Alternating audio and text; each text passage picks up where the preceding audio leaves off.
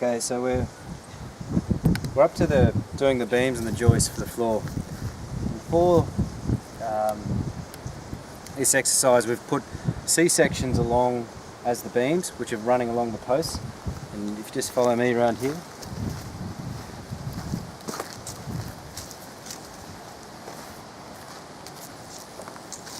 You'll see that we put the beams on like this, and we've secured them to the post using these L brackets that I showed you in an earlier video. And these have been connected into each other, the widthways beams into the lengthway beams, just using a nut and bolt, which was then tightened with 2 ratchets, just as simple as that, after drilling a hole straight through it. So the actual joists that we settled on, we were going to look at timber joists, other bits of C-section, which is the same as this but smaller. And we settled on these, this top hat, this steel top hat. This is a combination of 0.75mm and 1mm thick top hat. The roof battens you can see up there, they're actually 1mm top hat. They're a lot stronger, and that's because you've been walking around on them.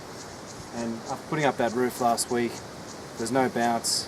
I was much more worried about these posts breaking than I was the battens. The structure of this top hat's incredibly strong. And they're really easy to work with too, because they've got these 2 lips on either side that you can quite easily drill a hole through, and then you can connect them to the beam, or up the front there we're connecting them to the timber. So when we leveled the posts off for this, we used string and a little bubble, a string bubble is what they're called. So you run the one bit of the string line on one post stump, and you run it to another, and then you put the little string bubble in the middle between them, and it's supposed to, it gives you the level. But what we found is, we did all these stumps and they're all level using the bubble, but it's just not accurate, and we didn't realise that at the time. We thought we had them all pretty right, but they just aren't. And it makes a big difference over a long span. If you're a little bit off and you're going up and down, you've got a huge difference.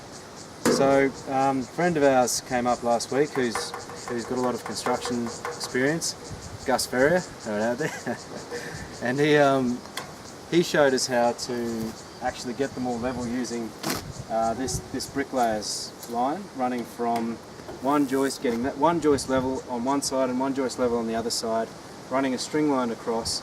And then what we've been doing over the last couple of weekends is, it might be good just to show you here, is getting each one of these, bringing the top hat up until it's just sitting just under that line, so you can see it's not pressing against it, it's just under it. And we're using these window spaces to actually get that gap. So there's a huge gap there which you won't see once the floor's on, but it should mean that the entire floor is flat. We've been running spirit levels and it is flat, so this is where we're kind of straightening out the earlier problems that we had and the failures that we had originally, which is fine. I mean, the only concern that we've got is these window spaces are designed to slot in next to windows and provide that, fill up that gap so the window doesn't rattle in its frame. Whether they're going to stand up to all the moving about and the cold and the heat and UV, no idea, don't know. It's hard plastic, hopefully it does. But if it doesn't, it's not the end of the world, because you can always get under the house.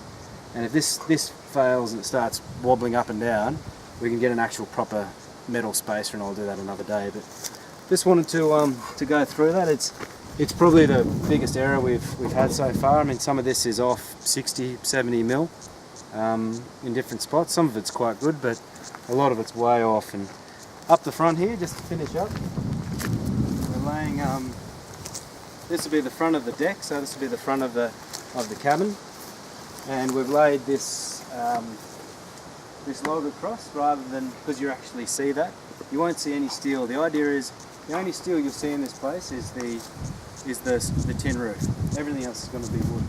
So we're going to lay a fascia across the front of this, but we've used the spaces again to kind of level that out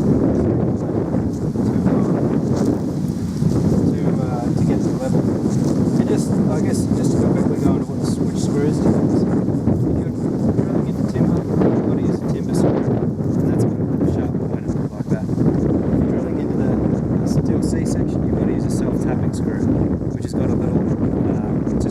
metal screw if you go to Bunnings or whatever. So they've got different heads, and it's really important because the screw that you choose should be what it's ultimately going into. So this one it's ultimately going to connect to the timber, so you've got to use a timber screw. Same with those ones over there. Even if you've got wood, steel, you use a steel screw, use a metal screw, because it's going to grip that metal at the end to pull everything in. So for these I'm just using different lengths, so that's a roofing tech screw that I'm using for the really long ones, like down here where we're sort of 60-70 off, and for the down to sort of that size, which I think is a 50mm screw, right down to these little ones where we've got it right. So just using whatever works, trying to get the spaces right, trying to get it flat, and hoping these are going to last the distance. And that's what we're up to on the floor.